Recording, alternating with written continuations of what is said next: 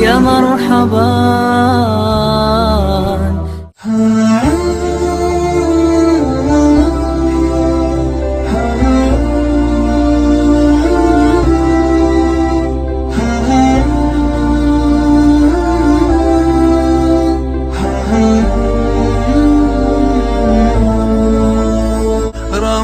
Ayağlı yurtlarım, bağırıp sizden kutlayman, yetişip gelegen bugün tanrılar, biz bağırıp sizden ot girişip, orası bayramımız.